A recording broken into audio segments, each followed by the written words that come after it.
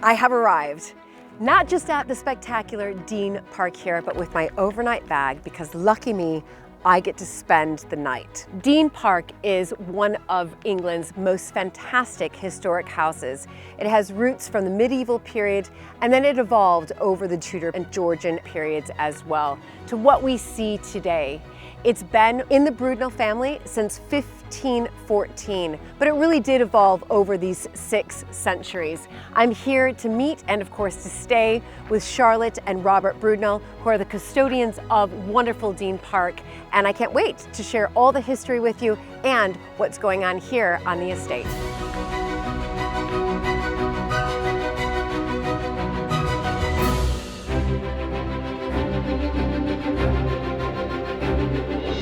When I married into the British aristocracy, it was the start of a wonderfully exciting journey, but it was also a little daunting. I became a Viscountess, and for an American girl from a small town outside Chicago, that was quite a shock. I live with my husband Luke, heir to the Earl of Sandwich, and our family at Mapperton House in Dorset. Living in a place like this is a joy, but also a challenge. And every day we're aware that we're preserving a very special part of Britain's heritage.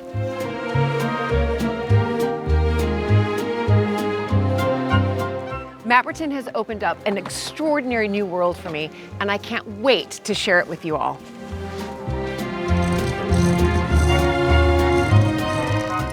So if you love castles and manors and stately homes as much as I do, please join this American Viscountess as I journey into the British countryside in search of some of Britain's finest historic houses.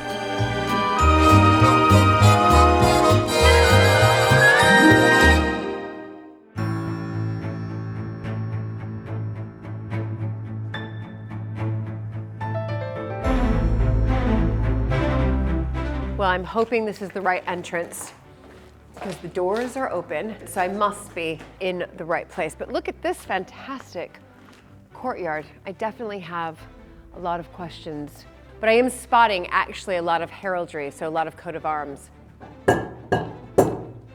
Hello. Welcome. I love the knocker.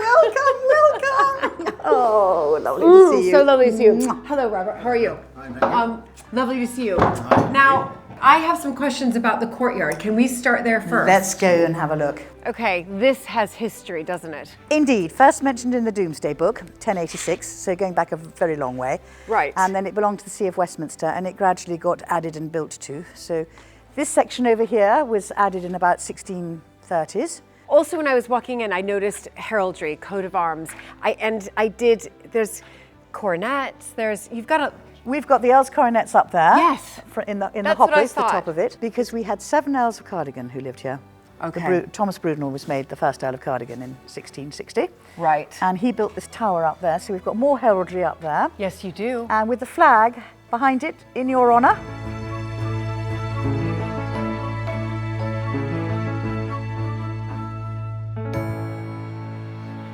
Oh my goodness.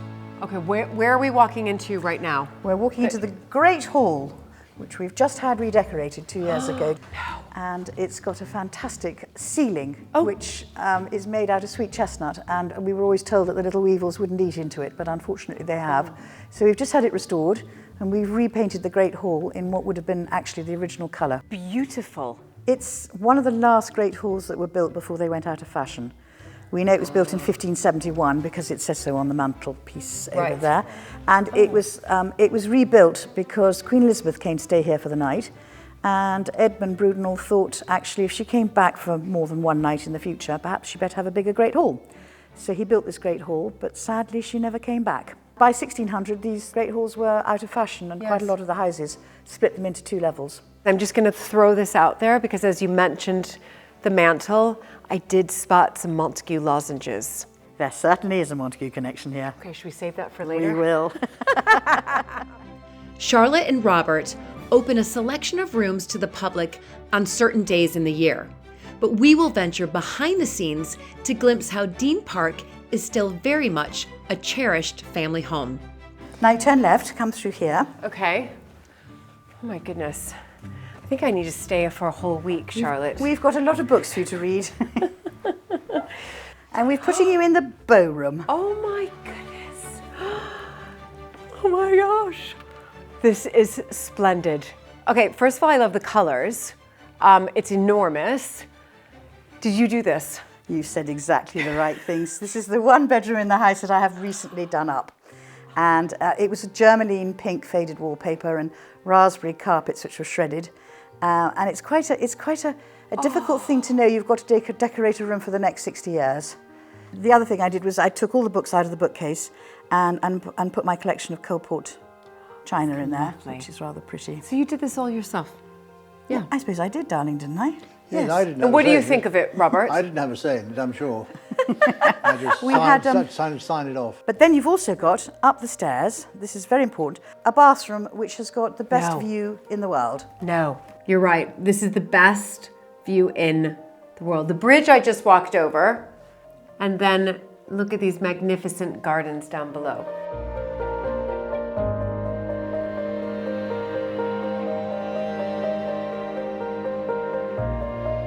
Thank you, thank you, thank you, both of you. It is really a treat, so thank you. Shall we leave you to sort yourself out here and then come downstairs and have a drink?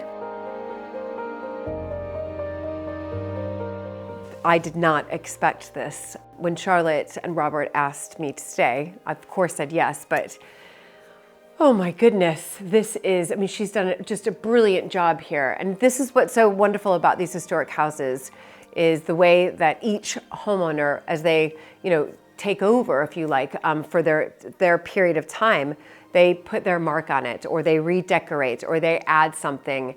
And this is exactly what Charlotte's done in this bedroom. She's put in such lovely, bright, happy colors here, but then kept the horsehair mattress. So I think that's what we're always trying to do as homeowners, is we're trying to make sure that, of course, we put our touches on it, but at the same time preserving the past.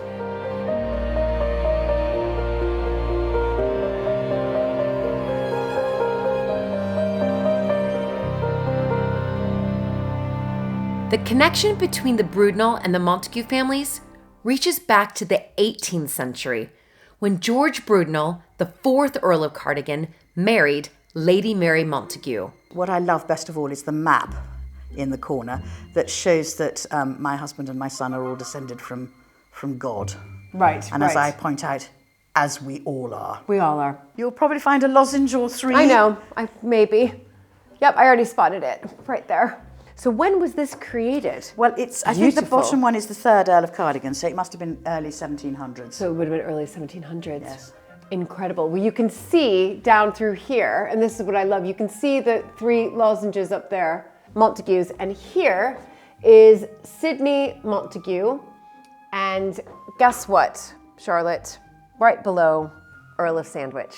Yay! Right there you go. And so he's got his garter there, and Jemima, the first countess, and off they go, Edward Montague, the Earl of Sandwich. Gosh, you've got a lot here. Look at this. Edward Montague, Lord Hinchingbrook. Goodness me. I mean, wow. We've really, again, another Earl of Sandwich. That would have been the 3rd one. So, no, that would have been the 4th. So that would have been the one who invented the sandwich. Anyway, not taking it away from Charlotte here. But we're related, is what it is. We're related. Kith and kin. Anyway, I'm happy about is that we're related.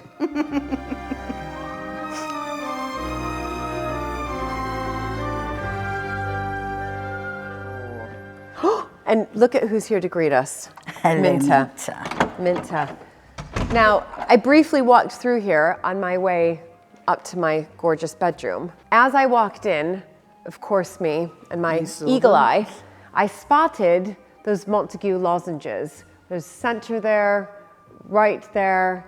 And I'm learning a lot about the heraldry. So, because we have to remember that during that period, if you were a grand aristocratic or noble person, you have to marry somebody from a grand aristocratic family. So when you did, your coat of arms would be impaled with the wife's family coat of arms. Is that correct? Absolutely. So you'll find in the middle there that they've got so many quarterings. It's grandparents, great-grandparents, great-great-grandparents. Right. It was a very important part of the 16th century. Yes. And we've got them also on the stained glass windows we've got here. And the interesting story about this was that Oh my goodness. on early December in 1943, we had an American air base of 3,500 Americans just up on the hill there. And they were flying B-17 Fortress bombers. And one of them early in the morning had ice on the wings, and it tipped over and was about to explode. And they managed to get into the local village and say, get up, out, out, out. Right. Boom, up it went. No. And it broke all the stained glass here. And Robert's grandparents stored glass on top of each other, which you don't do because the weight cracks it even more. And then after the war, during the 1950s, my parents-in-law got a grant to restore it. And with the grant came, you have to open to the public. And that's why we're open to the public. Oh my goodness. Yeah. Just like Bewley and so many English historic houses, Deene Park opened its doors to the public for the first time in the 1950s. And the Great Hall is still a highlight of the tours today. And this is the original paneling here. That is the paneling, the original paneling from when it was built in 1571. Now, I see we've got some polishing going on over here. Julie's very kindly helping us. Yeah. And I think you might join her, mightn't you? Yeah, I would love to. So what are you using to polish it? A wax. Just a Yeah, wax? just a wax, yeah. And Right. Put it on very, very lightly. Always go with the grain. Always So go with the grain. Yeah, yeah. And little, and you can feel it almost go, it suddenly goes smooth. Yeah. You try that bit. Okay, And with the grain. yeah, you just go up and Oh, down yeah. and then just keep going. And then you can feel it suddenly go smooth. You can? Yeah, yeah. Oh my goodness. It's wonderful to be polishing something that's, Tudor period. Yeah, absolutely, isn't it? It is. You think about the people that made it and the people that polished it before. I know the people and, that polished it before. You think how many other Yeah. hands were on this. Exactly. It's wonderful. So, do you want me to do all of it? You're here for a week. Thank you. What a really, really special place. And also knowing that this is one of the last great halls that was built gives it even more, meaning to it. When you walk in here, you just think how wonderful. Thank you. We love it. yeah. We use it. We love it. So this is the moment I know I've been waiting for, and hopefully you have as well. And that's really the history of Deene Park. It's been here for a millennium, really, but it's been, again, a part of the Brunel family since 1514, is that right? Indeed. This is the start of the tour, and this is the billiard room. Originally in the medieval days, it would have been a parlour to the Great Hall. But I'm going to go back right to the very, very beginning, and that is that it's first mentioned in the Domesday Book in 1086. And so we know that it was here in 1086. Yes. It was a monastic retreat. The See of Westminster, the Bishop of Westminster, owned a lot of land around here. And he would come up and stay here to survey his land. Yes. So it was a small monastic cell, a little square courtyard house. Ah. And it remained as such until the church realised that actually perhaps they could rent it out to families who would let him come and stay twice a year and live there. Right. So in 1514, Sir Robert Brunel took over the lease, because it was a lease then. This is the first room that our visitors come to, so we try to give them a little brief about it. Right. It's terribly important because it is the one part of the house where we have just one item of medieval, and that is in the far corner. There's a little should we arch. go visit it? There was an archway that went into a Catholic chapel. And then Okay. the other important thing in this room is we've got the charter, which is right there, that creates Thomas Brunel, the first Earl of Cardigan. During the Civil War, King Charles I was trying to raise money. Yes. And Charles I asked him, and the son said, here's £1,000 for your fighting fund. When things come good, could you honour my father and his heirs? He was very canny. In 1660, when Charles II came to the throne, he said, could you hurry up and honour the debt to my father, because he's 81. Right, so we need that quite quickly. Yeah, we need that title. So 3 weeks before his coronation, he was created the first Earl of Cardigan. As we explore the wealth of rooms here at Deene Park, there are a few surprises along the way. Oh my goodness. This is actually a very modern chapel. It was only done in the 1980s because the parish church it's a huge church, and it had 5 members of the congregation, all called Brunel. Right. And they froze to death in there. So my mother-in-law thought, well, why don't we make our own little chapel? And this was the billiard room, and we've just seen the billiard table, which moved into the smoking room because nobody smokes. Yep. And so she turned it into this beautiful chapel. It's wonderful. And do you use the chapel? We do. You William do? was christened here. We're having a service on Sunday week. And we have a lovely little tradition here, which you can bring in when you live in a house like this. Yes. Which is that having gone to the Royal Chelsea, the hospital in Chelsea, every service they have there, whether it's a funeral or a wedding or whatever, they sing the national anthem. We sing the national anthem here at the end of every service. No.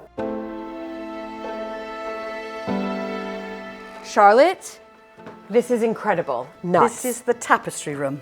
Oh my goodness. And once upon a time it had tapestries all the way around it. Okay, what about this ceiling here?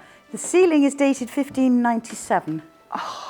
And we do have some rooms above it which we hardly ever go into because we don't want to bang and make too much noise on it. Oh my goodness. I mean, can I just ask then, because would this be considered a pendant ceiling? Yes. Because, you can see the because we have one at Mapperton in the Great Chamber, again Tudor, probably 1550. But this is extraordinary. I mean, unbelievable. Oh my goodness. It's such a lovely room. Spectacular. And so when you arrived, Deene, had this been sort of done to what we're seeing today by your mother-in-law? She had, and actually it was well, after I'd married Robert, it was beige, this room, and my mother-in-law painted it this extraordinarily tealy, greeny blue colour, which I think is magnificent. I It do sets too. off her collection of Christian art. Yep. We've got a whole lot of Christian art. And do you know what the great joy with these pictures in here is? I use them for doing Christmas cards. Do you? This one in particular, yes. I think this piece of furniture is the very oldest piece of furniture. I think it dates from the early 1500s. Wow. Incredible. Obviously was used in a kitchen because it's got lots of chopping marks on it. Yep. Do you think we're rather bored of listening to us? Mint is ready to go into the next room. This is King Henry's room. This is the room that King Henry VII would have stayed in on the way up to visit his mother, Margaret Beaufort, Right. who lived about 8 miles north. Okay. And she was the reason that Sir Robert Brudenell took on the lease here, because he was her finance advisor and her executor. King Henry VII. King Henry VII, his mother. His We've mother. got a picture of her here, Margaret Beaufort. Queen Elizabeth would have slept in this room when she came for her one night. No. I would love to tell you that she slept in that bed, but she came in 1565, and if I'm a purist, that bed is dated 1580. So it was not that okay. bed, but she would have slept in this room, which would have been appropriate because this is where her grandfather would have slept. Right. And this paneling that I'm seeing here. Rather original, unique, single linen fold paneling. Yes. Yeah. And so when Queen Elizabeth was here It would have and been slept here. in this room, this would have been This here. would have been here. Coat of arms. Would have Absolutely. absolutely been here. And then there was paneling at this window, and then as we are blessed in this house to have these little corner turrets, we have a bathroom using the paneling. No. Oh my gosh. This is wonderful. But of course, this wouldn't have been a bathroom when Queen Elizabeth was here. No, it would have been a powder room. But a powder room. Yes. Right, powder room. Beautiful. It's absolutely beautiful. So I'm in the turret right now. Yes. I love being in turrets. There's one room which sums up perfectly how historic houses, like Deene Park and Mapperton, are layered in history, as each generation leaves their mark. But what does this date back to? I'm all about Oh, dates. we're going back to about the late 1500s, Jacobean time. So this is original? Yes. Oh my goodness. Yes. This is original. Wow. 18th century, we've got a bit of Georgian paneling. Right, And then okay. we've got Yes. 19th century windows, 20th century No. ceiling, because this ceiling is a work of art on its own and was done by Robert's parents in 1997. We've There. even got 21st century. What's My the husband 21st and I century? went to Jerusalem about 4 years ago. Right. And we bought this in the market. So this is a real wonderful hodgepodge of centuries. Yes, it is. Yeah, I love it. What I love best of all in the room are the two pictures hanging on the Georgian panelling. Deene Park is full of portraits of Brudenells. He was the steward, and he was born in the village, educated by the third Earl, came back and was the steward at Deene, running it all. And these pictures were given by the third Earl as a wedding present. Oh. And notes the blue silk, she's much prettier. Yes. And it passed down the Eaton family line and came up for sale. So I said that it was incredibly important that we had hanging on the walls people who lived here, Yes. who Yes. are not called Brudenell. Right. So he's come back, and hooray, hooray.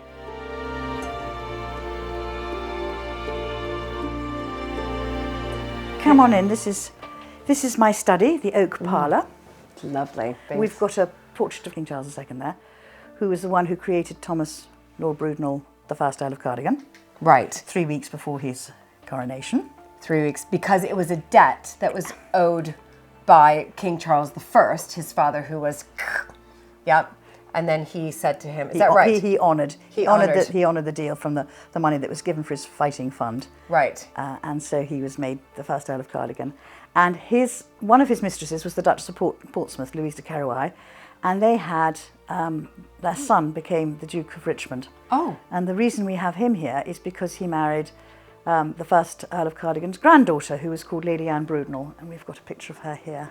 Right, well, at least their illegitimate child became a duke. They were all made dukes. Yes.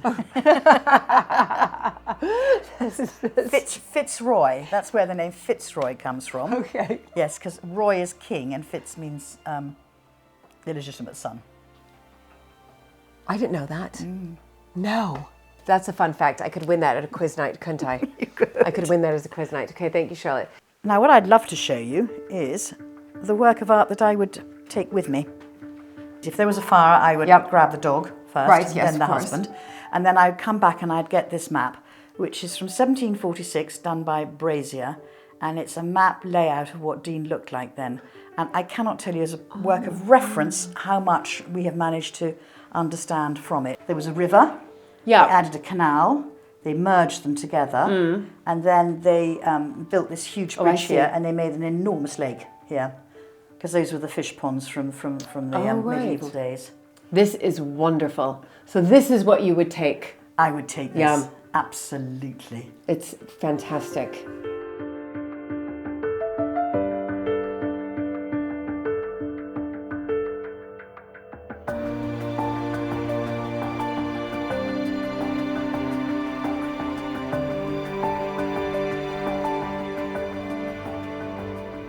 Look at Minta. Hello.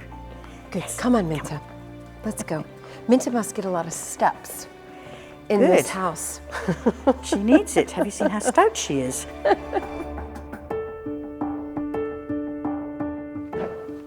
mean, stunning. The ante-hall. Beautiful. It is a beautiful room. The ante-hall, and it's because it's off the Great Hall. It's off the Great Hall. Right. So I think probably in medieval days it would have been a buttery and a dairy and a storage room. Right. Yes, but now it's been made into our little dining room. Yeah, well, it's rather grand. I love it. But we've got two lovely items in here, Right. which I really want to show to you. One is the exercise chair in the corner. Okay. Do you know what an exercise? Would you like to? No, is it 18th century? I think no, it might be 19th century. Basically, without biffing your head, sit on it. Okay. So I can stand on this. Stand on that. Yep. Okay. Sit on it. And you go up and down. Up. This is what they did. What, to That's work what their they did. core? Yep. Okay. Yeah. We used to say to our son, push down lunch, make room for pudding. Oh my gosh. What, do they think that they just didn't get enough steps around these big houses? Well, you're not doing any steps now, but No, it is. I know. So it's working something else. It's working Yes. the core. Yeah. That is so crazy. And the second thing I wanted to show you, this was a gift to me, and I have put around it all the most famous people who have been to Deene either for tea or for lunch or stayed or for dinner. And we've got obviously Queen Elizabeth I, because she stayed here for her one night. We have Prince Philip, because he came here for the 1954 anniversary of the Charge of the Light Brigade dinner. And we've got Prince Michael of Kent. I put Earl of Cardigan, but that's rather generic, isn't it? Because there were 7 of them. Yeah, but still. We also had a visit from Her Majesty Queen Mary. Queen Mary came for tea here in 1937. Did she take anything? No, she didn't. She did point out that she had something that we had, and my husband's Greek-grandmother said, oh, we'd quite like it back. But that's apocryphal. Right. What she did do is she went round the house, and she sort of saw all the shredded walls, and said, amazing family that's been here for so many years, such a shame there's no money. I thought, plus ça change. Yes. This is brilliant. I love this though, this sort of emplacement that is, it's very clever. For dinner parties. Yeah, for it's dinner great. parties. how spectacular Deene Park is. I met up with Charlotte and Robert for drinks in another beautiful room. Can you just tell me a little bit about this glorious room? And the shape, I think, is rather splendid because you've got sort of the square edges there, and then it has the bow, which is why it's called the bow room. Right. So in this room we have probably one of our prized possessions, which is the Brudenell Tresham Library. And it is a very important late 16th century library where we have books that are written in Spanish, French, Latin, Greek, English. It's a collection that belonged to Sir Thomas Tresham. Right. And Sir Thomas Tresham's youngest daughter married Sir Thomas Brudenell, who was also an antiquarian, so a lot of the books were his. And I reckon that it was her wedding dowry. This wonderful library was confiscated by the parliamentary troops in 1643 when they came to raid Deene. And the Earl of Cardigan, who was then Sir Thomas Lord Brudenell, he escaped. And they took his library away, and he had quite an adventure, which I won't go into. But when he was let out of the Tower of London, he had to buy his library back. No. And the library was brought back, except for some of the books, which are now in an Oxford library. Right, but he was able to get the majority of Or he was the collection furious he had to pay them. Oh, my so I think goodness. it was more of a fine than a repurchase. This is 16th century, most of these books. And beginning of 17th century. Beginning. Yeah. In this library here, do you have a few favorites, would you say? I have one very special book here. Right. One very special book here, and I know where it is, because it's all under lock and key. Yes, yes. And this is the Almanac, the diary of Sir Edmund Brudenell. On August the 12th in 1565, it has got Regina Apud Deene. So we have the absolute proof that Queen Elizabeth I came here for the night of August the 12th and August the 13th. Oh my goodness. So when people That's say, oh, incredible. she never came to Northamptonshire, she did. She did. She did. And she came stayed here. For one night. For one night. You have this proof. Absolutely, we have this proof. See, yes. that's what's pretty spectacular, that you have this in writing. So cheers to that. Absolutely. Cheers to Indeed. Queen Elizabeth I. Absolutely, and her one night stay. She never Yes. came back, thank heavens.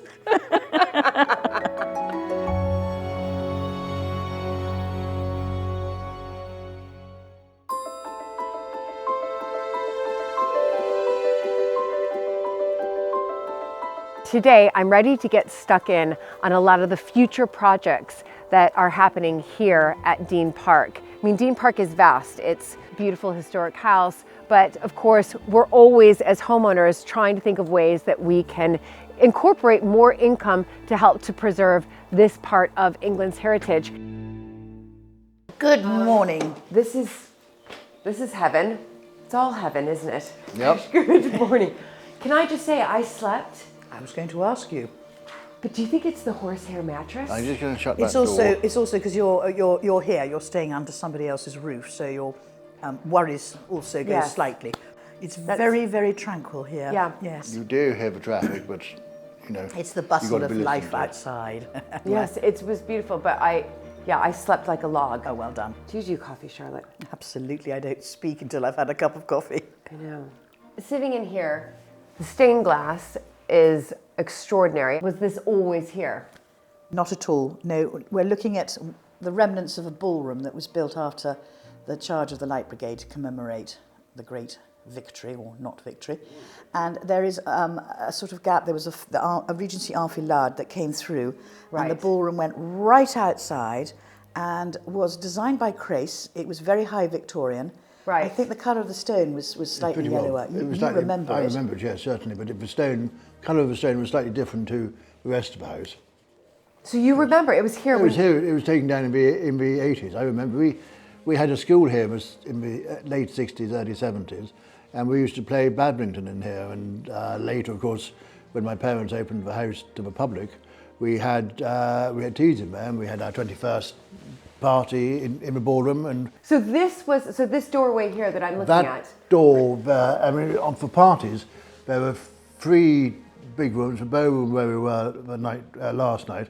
Then you open up the twin doors behind in the ballroom into the drawing room, and then these doors open, and then you came into the ballroom, and this was a double height room in here. There was a minstrel's gallery upstairs, up some steps, and then downstairs was like it is now. And then you walked through.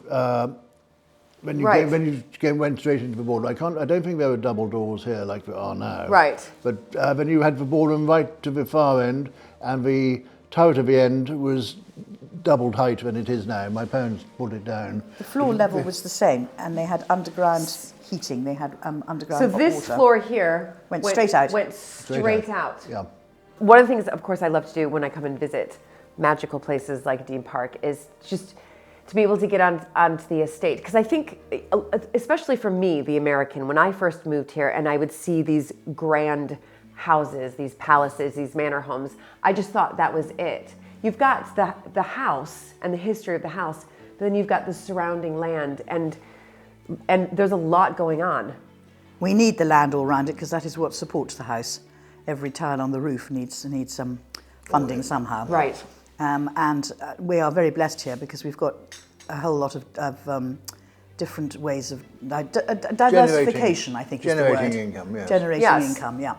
So today you're going to hopefully go and have a look at some of the things we've got, some of the building works that we're doing, which we will be able to have commercial lets with, and then see what we're doing with the ground, with regeneration in terms of rewilding, and the bees. We're very fond of our bees, and some of Robert's cattle. When you took over, 9 years ago, did you feel when you stepped in there was still a lot for you to do? I mean, what was your biggest concern 9 years ago? My personal one was being absolutely scared rigid. I'll quite honestly say that I didn't like Deene. I didn't know how it worked. I didn't know how it ran. There was this sort of feeling that it's got to carry on as it was, and financially we couldn't do that. I felt really the newbie, and I was treading on eggshells everywhere. It was a very horrible, horrible time. But you learn, and everybody's very helpful. And of course, my love for Deene is unquantifiable now. We have had a lot to do here at Deene in the last 9 years. We had to re-roof most of the house. We had to put in central heating. Re-roof, No. yes. We did, I think, a half of the house. And a point I always loved saying when we do that, the scaffolding took 6 weeks to put up. The scaffolding put 6 weeks? 6 weeks. We couldn't get a lorry close enough, so I had to walk it through. And also roses at the front, the flowers at the front. Roses do not like iron, do not like scaffolding, and therefore we had to be very careful. But if we damage those roses, it would knock the regeneration of those roses out for a good 10, 15 years. Yeah, a good 10 years, yeah. The scaffolding went twice the height of this house. Can I rewind slightly on it? Because most people put a roof on first and then they deal with the central heating. Right. We did actually the other way round. We had a lovely, lovely expert who came to look at our books, our wonderful library books, and sure enough there was white mould on them. So we had to get specialists in to come and unmould the books, particularly in the Bohram Library. And at the end of it they said, that's perfect, but you do realise that after another cold winter the mould will be back and you'll see us again next year. So we then realised we had to sort out the heating, and we've put in a mammoth wood chip boiler, a mammoth one, which is incredibly noisy, and I love it in January, but not in June. Yes. And so we put in the central heating in first, and then we moved onto the roof. And then you moved onto the roof.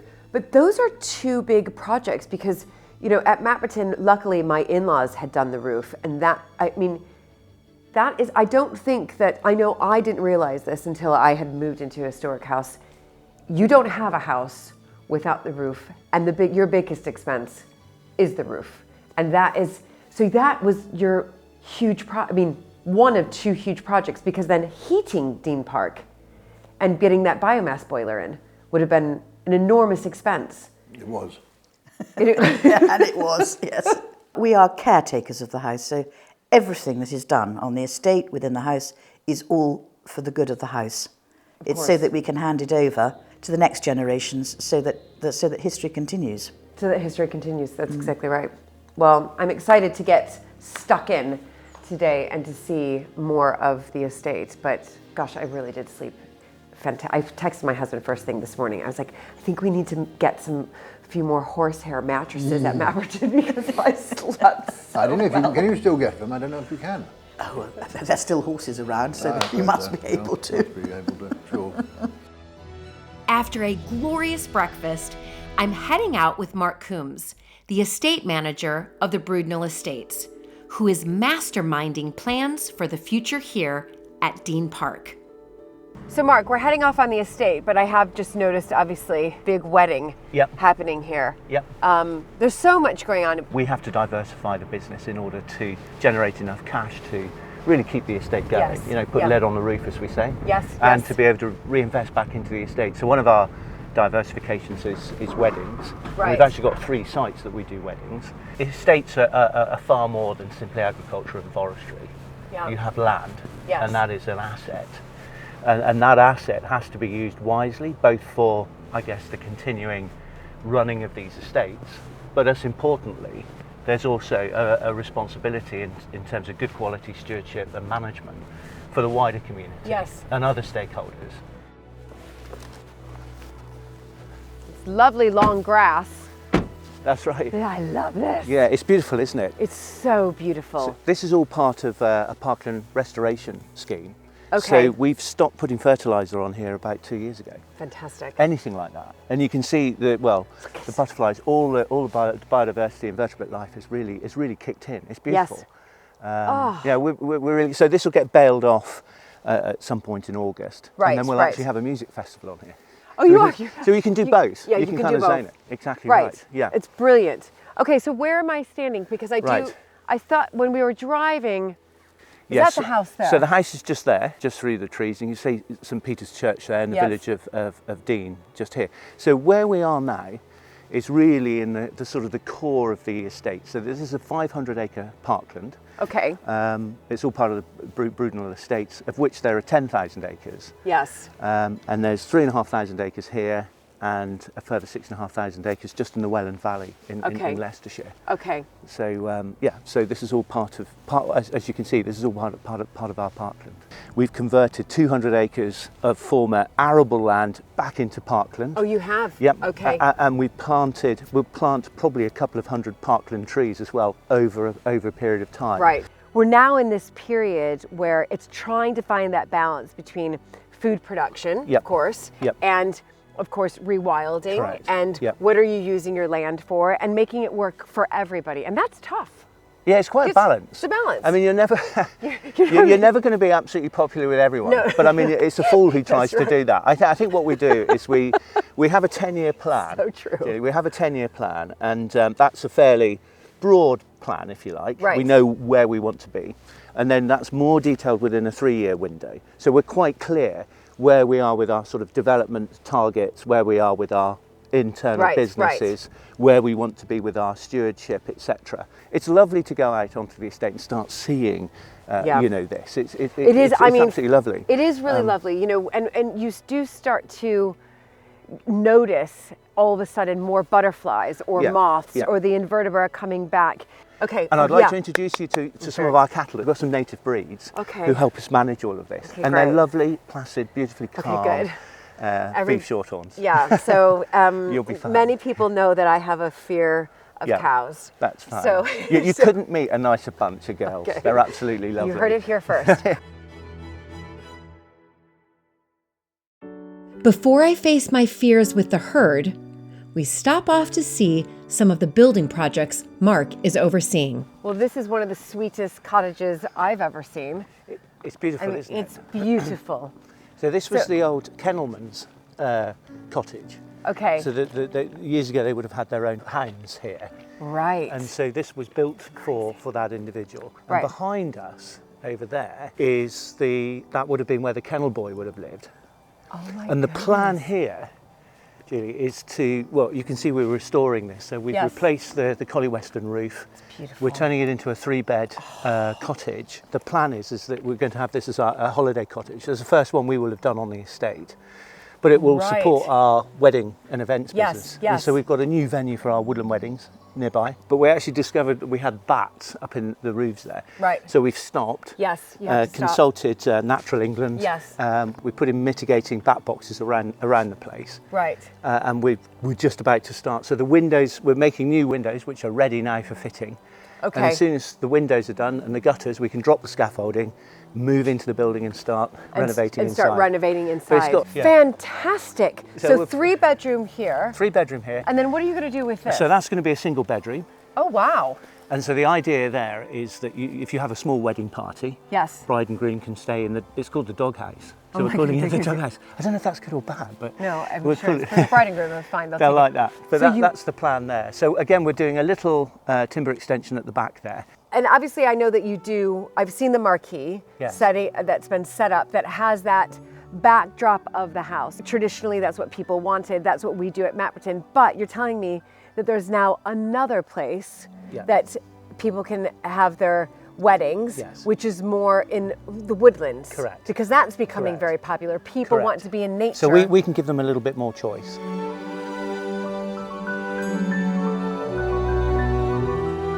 This is our woodland clearing for our woodland weddings. We've done nothing here other than mow it, but through the trees, we have added some wildflowers, etc. So the whole idea is that we've got a really light footprint in what we're doing here. Yes. The intention is that the marquee goes up for that specific event, but it's a super light sort of touch.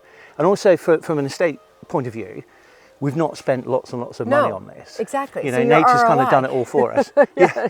But the meadow's absolutely beautiful. We've cut some paths through there if you want to have a quick look. But it's lovely. So we only put the wildflower mix in the autumn last year. Okay. But what we'll do here, Julie, is we'll cut this off. Right. Once it's all seeded, we'll cut it and bale it and remove it and keep taking the energy out of the grass. Okay. And you'll find the wildflower mixes get stronger and stronger and stronger. Yeah. So if you come up here in the evenings, it's absolutely full of moths and what have you.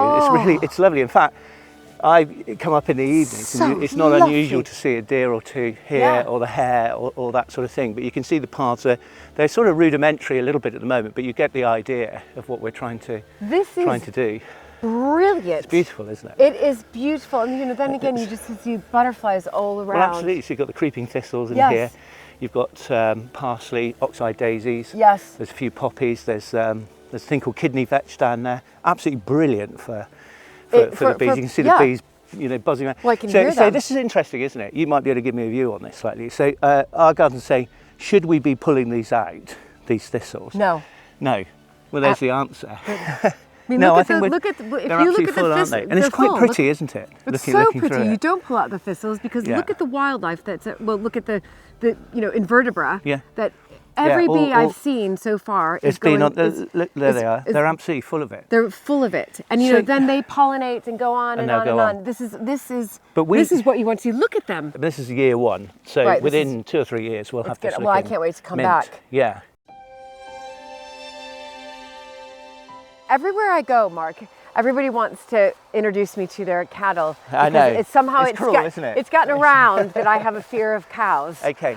Well, these are probably the nicest bunch of cows you're going to meet. These are our little herd of traditional beef shorthorn cattle. Right. Okay, so they're a native breed. Yes. And the reason we have them here is because it's part of our agri-environmental scheme. So we wanted to reintroduce these grazers back into the estate. And so we have a little herd of 20. We've had them for a couple of years. Okay. And we've got a lovely bull called Poseidon, who's not here. Oh, he was due to come in today, and we thought that might just be too exciting for everyone. Right. So he's in tomorrow. Okay. But as you can see, they come in lots of sort of different colours and what have you. Yes, beautiful. Aren't they beautiful? Yeah, they're really beautiful. They really are. So this is part of our parkland restoration. We've introduced a new avenue here. As you can see, some lime trees. Yes. Cleared some trees at the other end. So you get a vista all the way up through there. Yeah, beautiful. As you come in into the estate. So this is part of the 500-acre restoration programme. What you've got in front of you, this lovely cow, that is the classic beef shorthorn cow. Yes. And you can see, isn't she lovely and friendly? She is lovely and friendly. I mean, they are all looking at me though, so I'm a bit like... Yeah, no. But they're good calves, and there's some lovely calves in here.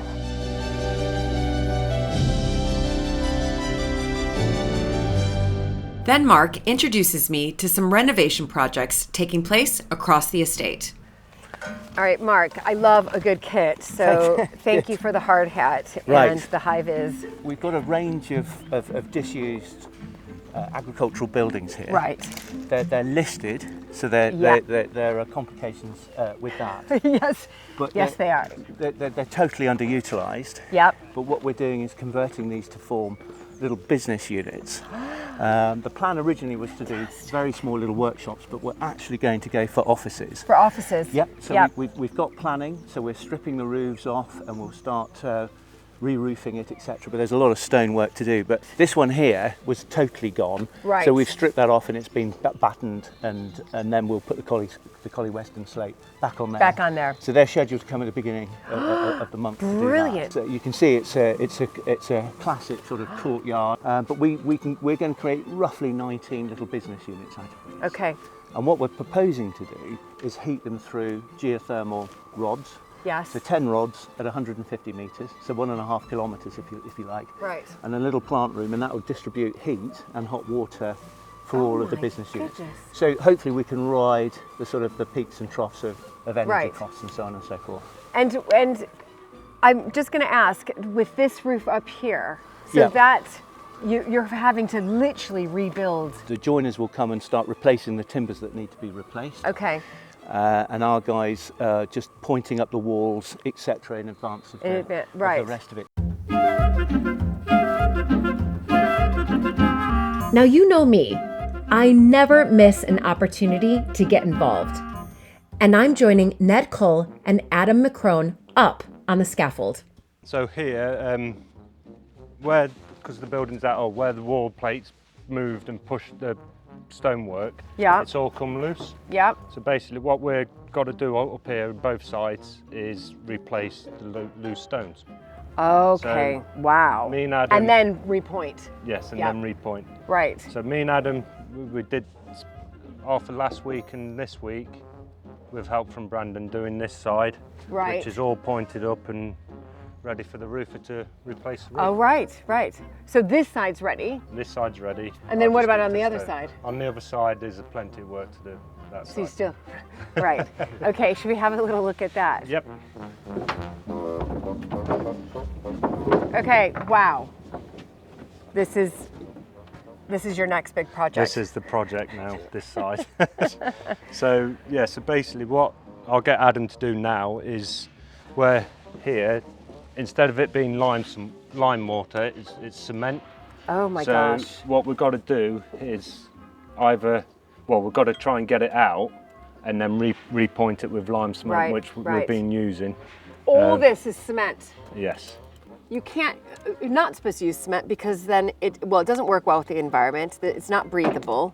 So all the moisture gets caught in. Yes, trapped. Right? Yeah. Trapped in. Yes. All right, so what are you and I going to do while Adam has this super fun job? He's super excited. While Adam's doing that, what we'll do, as you can see, already prepared, this is where all the loose stone was. Okay. So what we've done is we took it off, and then all we're doing is, as you can see, we've put it, so this is your top course and that's to go on next. Yeah. So what we'll do is we'll just lay these stones onto the wall. Without?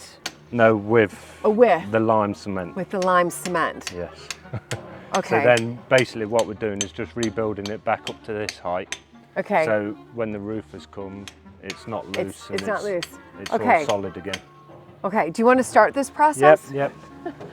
So, because I have zero So what we've got to do, because obviously when we cleaned them, there's still some cement left on. Oh my gosh. So just chip that off. If you've got rubbish and dirt still there, your cement's not going to stick. It's not going to stick. So what you've got to do from there, oh my goodness. Again, different brick layers and stone layers, they have their own way of putting joints on. Some put it on the one they've got in their hand and some put it on there. And then basically what you've got to do is fight your way back in. I mean, that's looking sort of right. Yeah.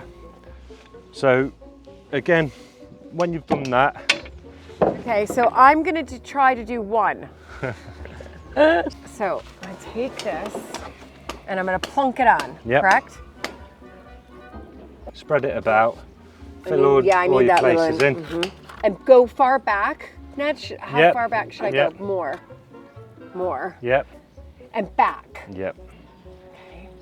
What do we think? More? No, that's fine. You sure? That's fine. That's good. Okay. And then what you've got to do there So your stone to stick, you need a joint either on this stone or that stone. Oh, right, okay. So what I would do, I'd put it on there, so then you can control the stone with your hand. Beautiful. Okay, how's that? That's fine. Okay, now? So now what you've got to do is pick your stone up without any dirt on it. Yeah. Keep a 10mm gap-ish there, and then tap it when you're sort of levelish. Yeah. You're there. I'm there, I did it. Yeah. I did one. And then you go on to your next one. Then you go on to the next one. And then you just carry on. And then you just carry it, and you've got all to do all down there. So there's lots to do. Lots to do. Gosh, I'm gonna have to come back here and visit this. Oh yes. That is for sure.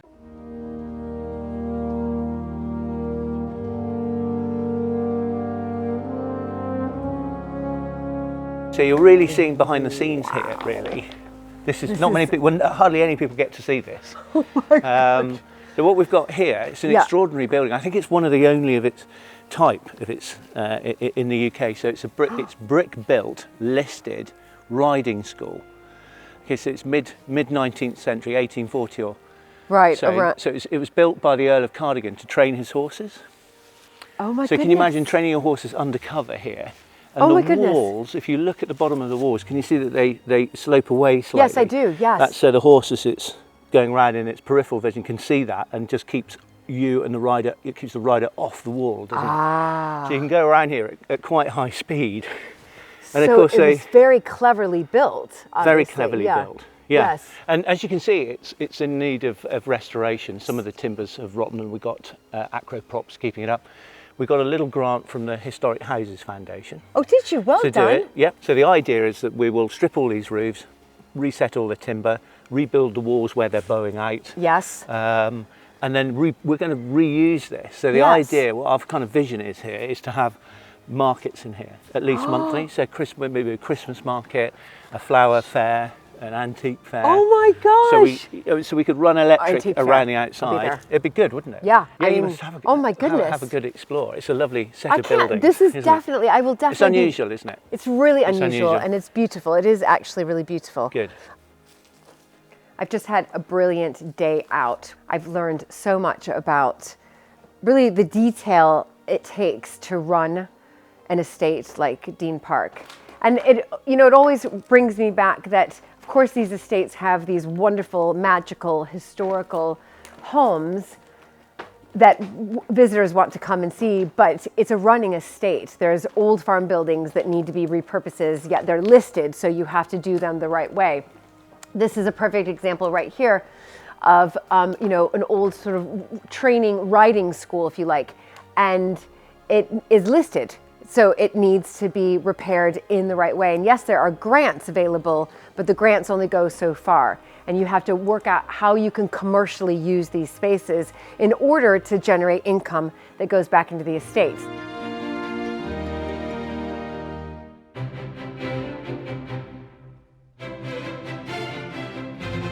Today is the big day. It's the wedding here at Deene Park. So I put my dress back on to look the part. But I'm first going to check out the gardens because, like so many historic houses, there are usually magnificent gardens attached to them, and Deene Park certainly has some sensational gardens to look at.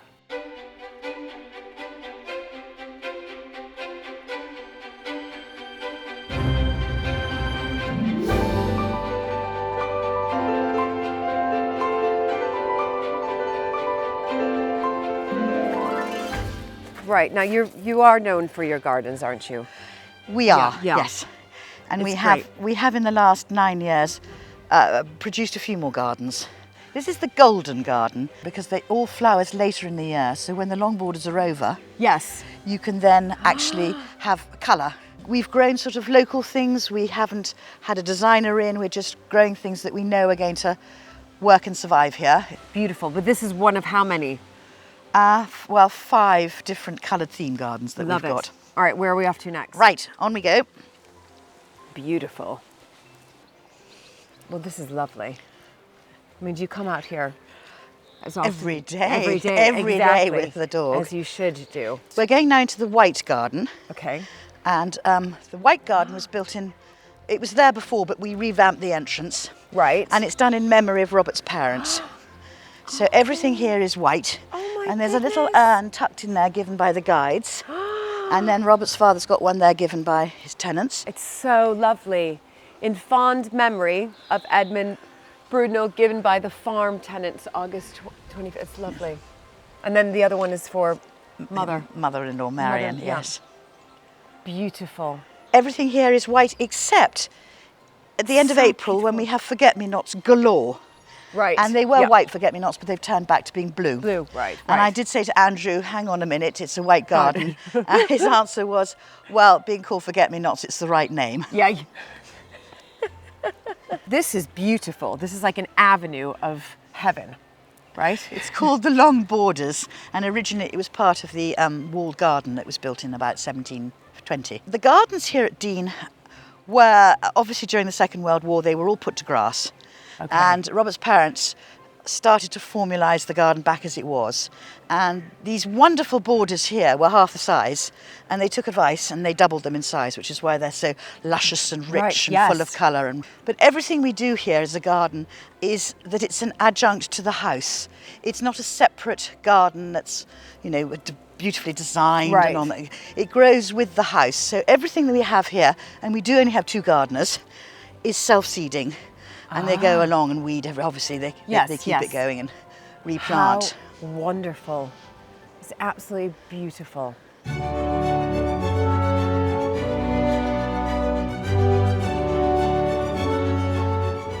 This is enormous. It is enormous, and we change all the flowers within it. And the flowers that we're planting now seem to be changing much more into sort of warmer, hotter plants. 10 years ago, I knew you'd never have put a banana plant out there, but now it thrives. It certainly does. So where we are now is called what garden? It's called the Four Seasons Garden. Okay. I think this was here originally, but it wasn't planted out with this wonderful beech hedge that we have. And the colouring in here is a sort of mixture of white and blue and red. So it's rather a royal garden, actually. Yeah, it is a rather royal garden. Yes. It's fantastic.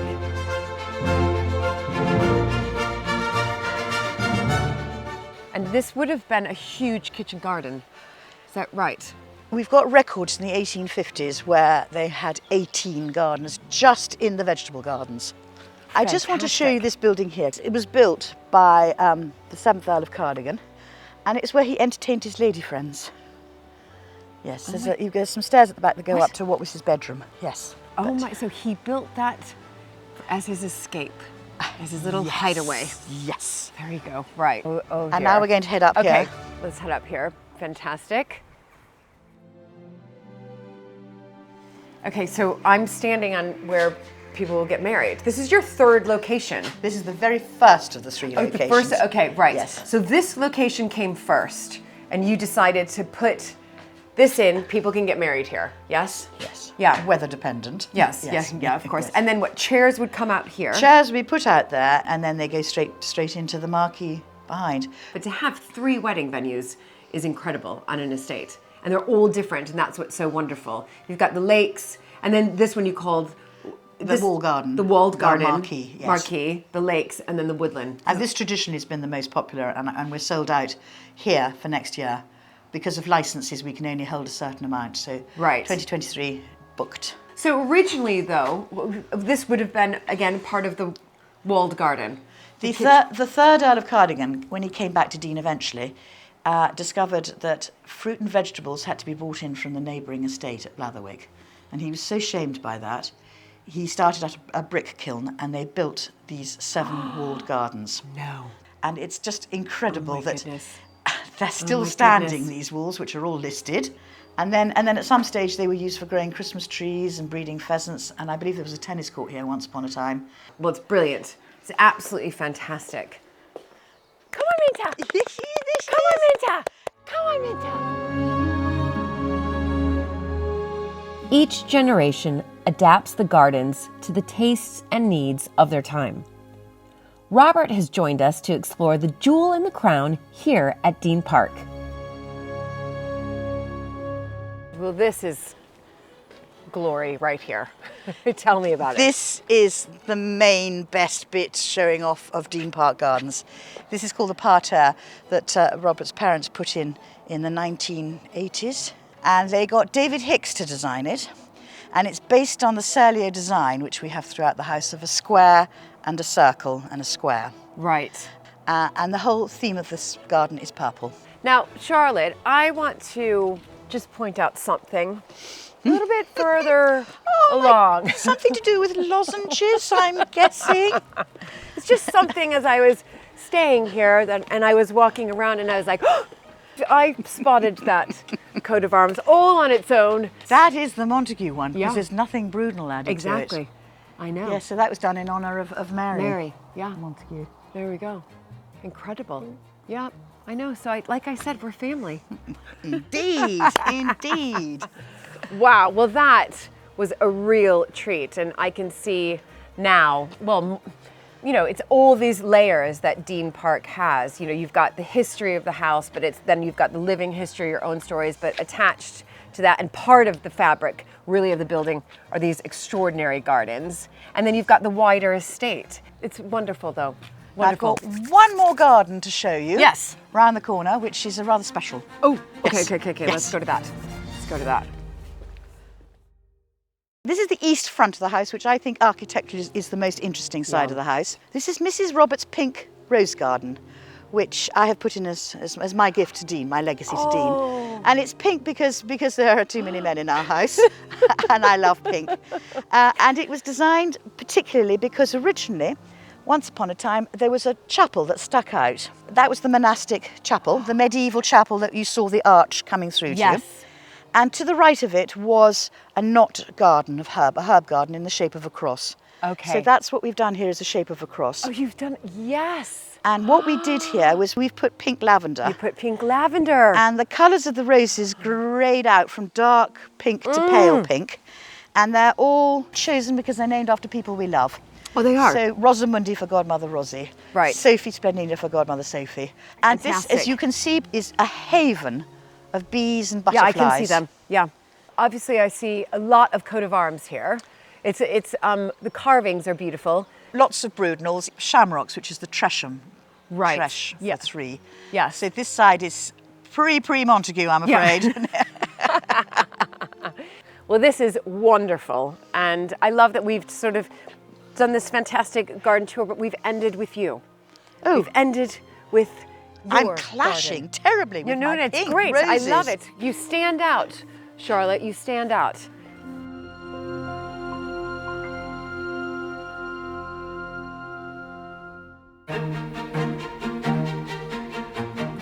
So these historic houses rely on, of course, visitor income, the tours, the events, but weddings are a huge part of income for these historic houses in order for them to restore, to repair, and to preserve this part of England's heritage.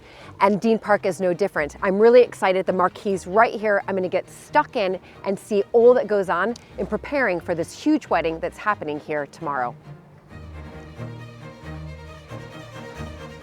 All right, this is the big marquee right here. I'm about to meet Georgina, wedding coordinator here. So they're getting prepped for this enormous wedding. It's all very exciting. This is a fantastic marquee, by the way. Whoa, and it's huge. Hello. Hi, lovely to meet you. So nice to meet you. Thank you so much for letting, this is enormous. It's huge, isn't it? I can come in and see what's happening. But I'm sorry. That's right, don't be sorry. I'm all about kidding out and making sure that this floor stays squeaky clean. There we go. Until tomorrow. Come in. Great. So this is an enormous marquee, isn't Huge. it? This is the biggest we've had at Deene Park so far. We are one a week at the very most. Right. So we can give our couples the full week's attention for the build-up, as you can see, that's taken place here. Oh my goodness. I know weddings are a big business. It is. For historic houses. I mean, we have a wedding business as well, and it's big for us, and it's because it's a way to generate income that can then go back into preserving the estate. We keep it very exclusive, so we can give our couples the time that they deserve in the planning of their weddings and the setup. But with the other 2 sites now coming along, we'll be able to take a few more weddings on because the Woodland site is so far away. It's a self-contained venue in its own right. We will be growing, isn't it? Yeah, magical. Do you see the wildflowers? Oh yeah, it was so pretty. We saw. I was with Mark. We saw so many bees on the thistles, and it was incredible, and butterflies. Tomorrow, the DJ will be setting up. We've got a big screen going behind the dance floor with the DJ booth and all the lights on the stage here in the front, so it will change a bit tomorrow. Crystal Group are in at the moment setting up all the decor, so they're setting up all the VIP tables in the middle here and all the centerpieces. Okay, so these are the family tables. Right. And then this is all the guests. Now these centerpieces are rather extraordinary. Aren't they beautiful? Yeah. We're final touches today. So this is Daisy from Fuse Marquise. Hello, hello. She's steaming all the drapes today to take all the creases out. So you've got to go all the way around. Yes. Yeah. Those are the details. Right. Oh my goodness. I know what it is. Can I just have a little go? It's quite fun, isn't it? It's quite fun, isn't it? But look at that. There's something about a steamer. Do you know what I mean? It just sort of makes you proud because you're like, oh my gosh. But how's your arm going to be after this? All right, to be honest. Will it be? I'm You're well practiced in steaming. I mean, it does take some time. I mean, you know, this is. So have you just started here? Yes. Yeah, it's okay. Daisy has a long way to go. You can do this occasionally, right? Give yourself a nice little facial there.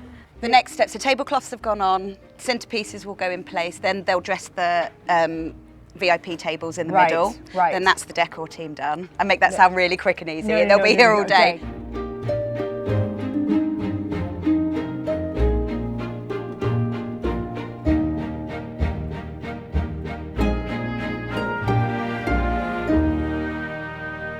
So with the preparations for the wedding well underway, it's time to head inside to help get ready for our dinner party this evening.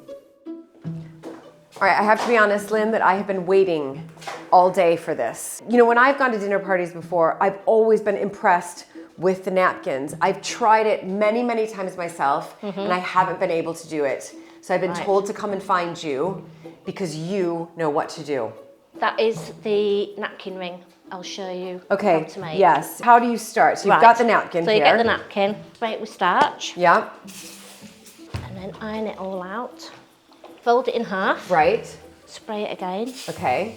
You fold here and iron it. Yeah. And then another one. Another one. Iron. Iron. Flip it over. So two, flip over. Flip it over again. Okay. And then you fold. just roll. Okay, you've made that way too easy. So it's like a fold in half, and then two little folds, and then a fold in half and a roll. Yeah. Okay. All right, should I have a little go? I think you should. Do that. So I'm just gonna start on like a clean slate here. Okay, now, fold in half. Fold in half. Spray again, Spray again. Okay. One fold and iron. Just iron, yeah. Just iron. Okay, one. And then another one. Yeah. Okay. Okay, and then I do that. And I'm gonna flip it over. Yeah. Okay. So should I go? Yeah. Like that? Whoops. Yeah. Okay. Okay, fold up here. Then I'm gonna roll, and then I roll up. Okay, roll.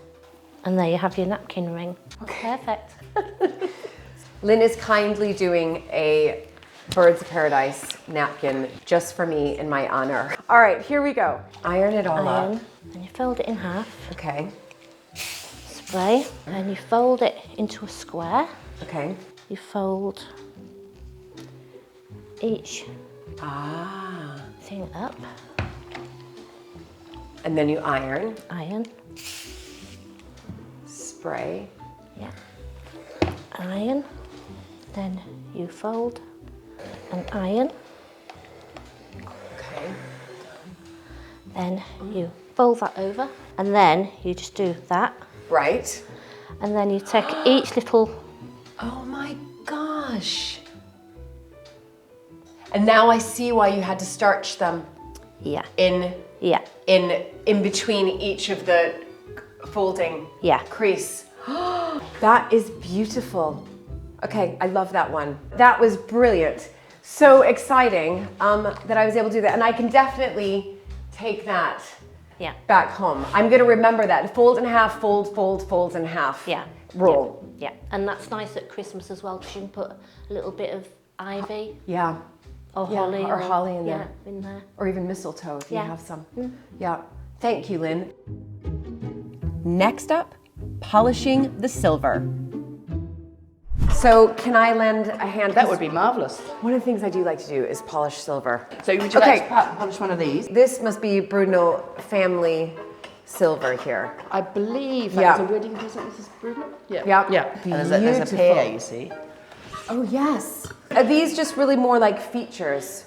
Yes. Just features on the cock table. pheasant sits up by Mr. Bruno, and the female by Mrs. Bruno. Right. I think it's brilliant. By the way, I'm polishing this. Maybe you should wear one. Maybe of I these, should. yeah. I was just thinking. I don't know if I'm. Get your I kind of want to.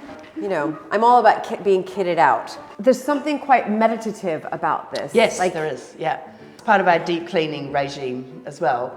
It probably takes us a good week to polish all the silver in the house. Yeah. And how often are you polishing? Just once a year. Just once a year. That's that's about what we do as well. Yeah. What do you guys think? I think you've done a marvelous job. Yeah, great job. Is that all right? Okay. I mean, you can definitely tell a difference of the shine.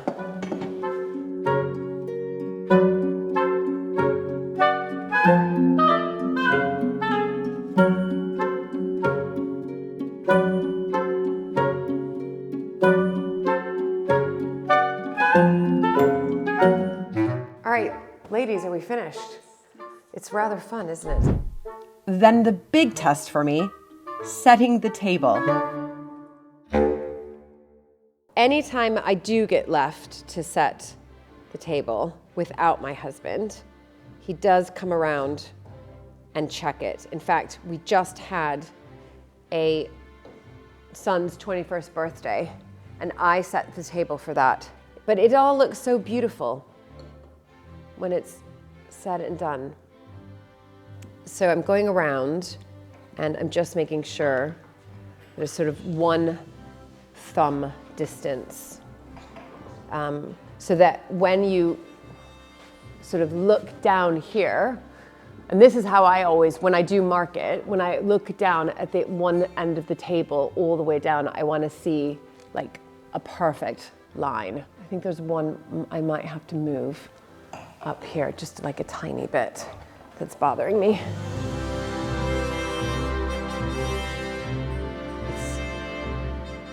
The thing about formalities is that if we don't keep them up, they will get lost. And it's not that we're doing this all of the time, but it's about carrying on these traditions. And times, of course, have changed, and luckily they have, and many of us just have lovely suppers in our kitchen. But I think, every once in a while, being able to set the table properly, I think it's a real art, and I think it's a thing of beauty, and I think it's wonderful just to be able to be in such a beautiful setting around, friends or new acquaintances, and having a really proper dinner party.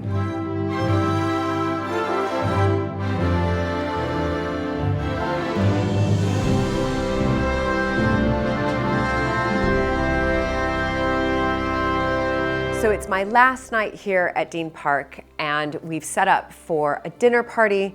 The dinner is in the dining room. I cannot wait to eat in there, but it's just been an extraordinary time here at Deene Park. And this is the wonderful thing about these historic houses. Yes, they're open to the public, and we love opening them to the public, having visitors come in and tour all the rooms. But of course, they also need to be lived in. This is really living history. So I'm really excited to be able to dine with Charlotte and Robert and have a dinner party in the dining room and use the rooms occasionally and put new energy and life in them. So I feel like I'm going off to a ball. I'm not, but I feel like I am, because let's face it, I'm in a castle and I have a turret there for my bathroom.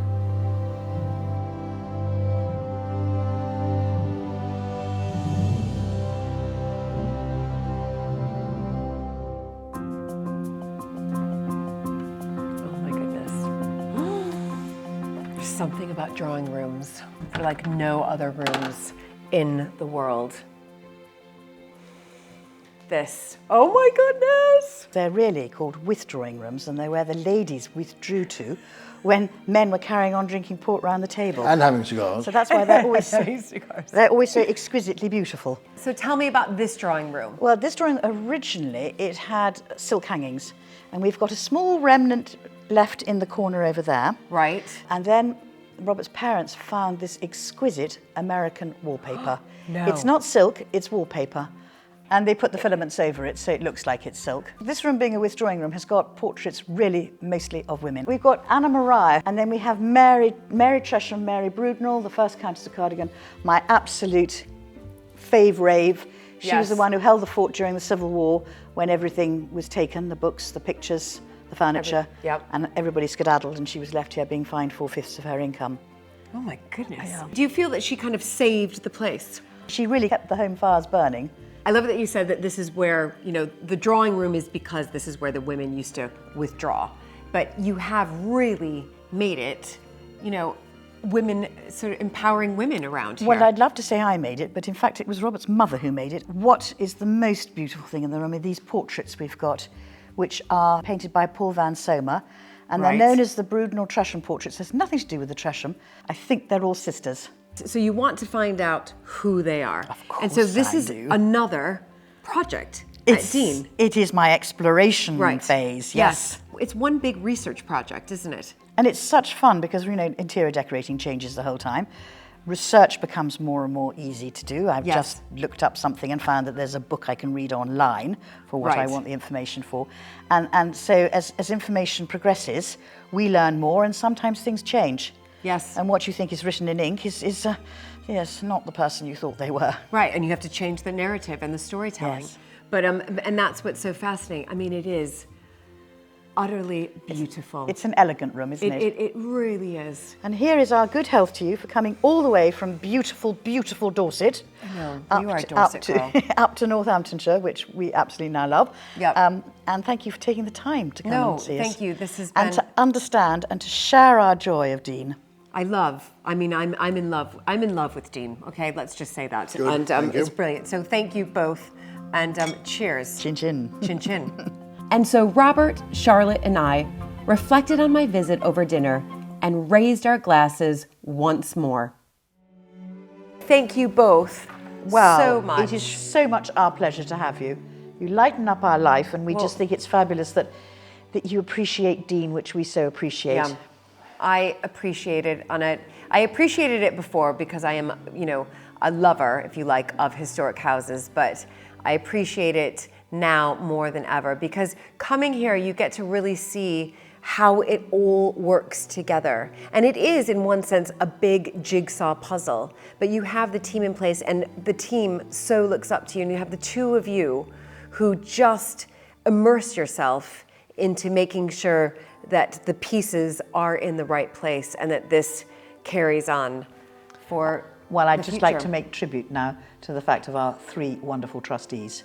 Yeah. Because they let us go out on little adventures and they are so supportive. It's amazing. And thank you, we could not survive without them. So I would like to pay tribute to them. Yeah, and you must, because trustees are so important, especially in this, in where we are today with historic houses. So cheers, shouldn't I give? Indeed. Cheers, thank you for a really, truly spectacular time. And the following day, before I head home, there's time to take a peek at the wedding celebrations.